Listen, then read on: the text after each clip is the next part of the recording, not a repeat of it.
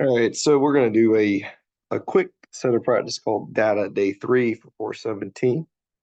Okay, so there's not a whole lot of work to do on these other than just a few matching multiple choice, more about reading the things. Okay, so problem 1, match histograms A through E to dot plots 1 through 5 so that each match represents the same data set. So for number 1 right here, we are looking at whole bunch of them between, say, 34 and 39 or something like that. Right. Then we got a bunch between 40 and say 47. Okay. So that one, if you look at it, and then there's only one at 30. So see right here, we got something that looks like that. None of the other ones are going to look like that. Notice all these right here in this cluster right there. So that means one is B. Maybe you could do it like that. Number 2, let's see which other ones look kind of odd. All right, so let's look at 5 here. So you got a few down here at 2 or 3, 4, 5. Then you got several here in the middle between 20 and 30. And then you got some all the way up at 50. Okay, so if you'll notice here with some gaps also. All right, so if you'll notice here, these wouldn't work because there's no gaps and they're not going all the way to 50. So here, it does go to 50, but it doesn't have the low ones. So that means we got to have C for number 5. Okay, so just kind of check the data here. So I got 3 of them that would fit right there. All right. So if you'll just kind of notice, that's what we got here. There's that 1 right there. And then between 25 and 30, we have, it looks like 7, right? So that's kind of, you're just kind of checking as you go, and once you think you see one that works, you just double check and count them. All right, so let's look at maybe number 3 next. Okay, all of them need to be between 5 and 30. The one up next to 30 is kind of an outlier. Okay, so let's see.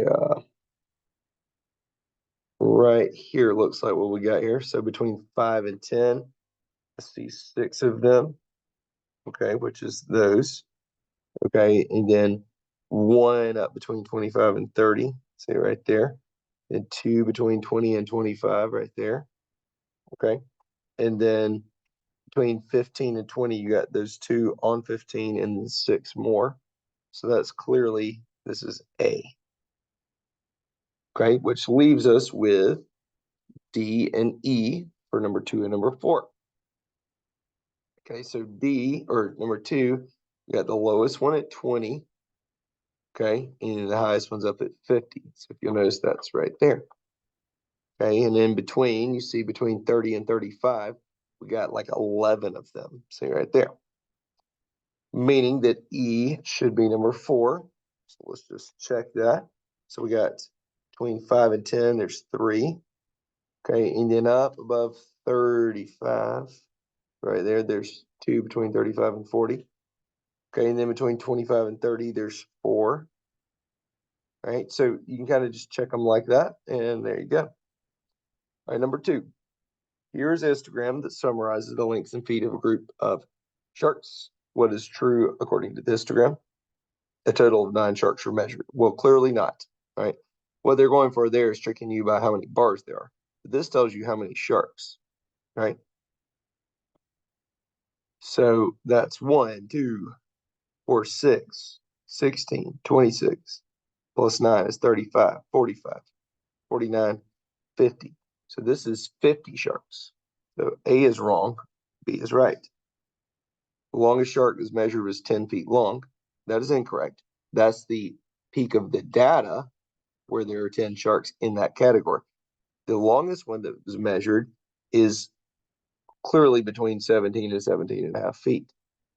Most of the sharks that are measured are over 16 feet, meaning half of your data is in that area. That is incorrect. 2 of the sharks are less than 14 feet. That would be right there. Okay. Number 3. These two histograms show the number of text messages sent in 1 week by two groups of 100 students. The first histogram summarizes data from 6th grade students. The second one is 7th grade students. Do the two data sets have approximately the same center, like the middle of the data, mean median type thing? If so, explain where the center is located. If not, which one has the greater center? Okay, so when I'm looking at this, I'm seeing the center of this one is like, I don't know, here to here, right in there somewhere, right? Between 85 and 95, probably. Whereas here, we're looking at, this one's more between 95 and 105 because you got this big category of 105 to 115. Okay, so I would say, right, no. And then I would say because the 7th grade one is between 105 and 115.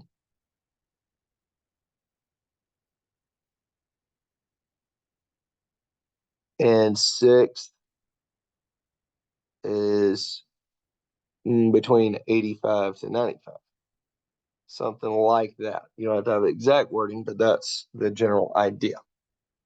Okay. All right. Question B says,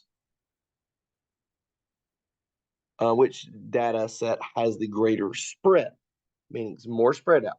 So if you'll notice on 7th grade here, it's more compact together. It's kind of clustered in that middle, whereas the 6th grade one is more spread out. Okay, so 6th grade, there are several points spread out, which are called outliers, but we didn't necessarily have to have that here. And we'll put it.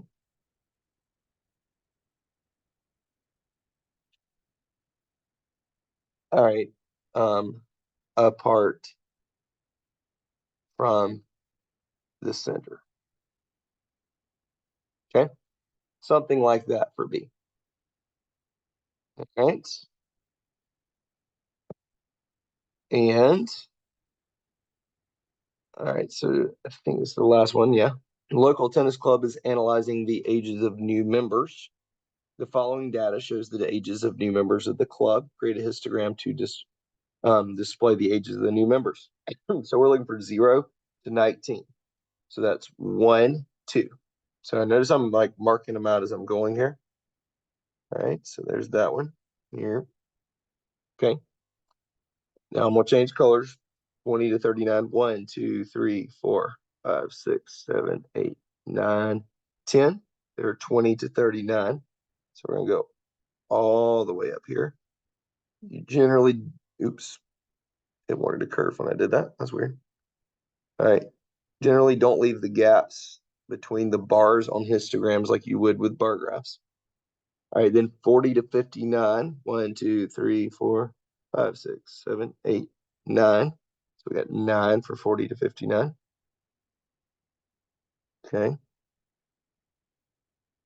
Then we got 60 to 79. 1, 2, 3, 4, 5 for 60 to 79.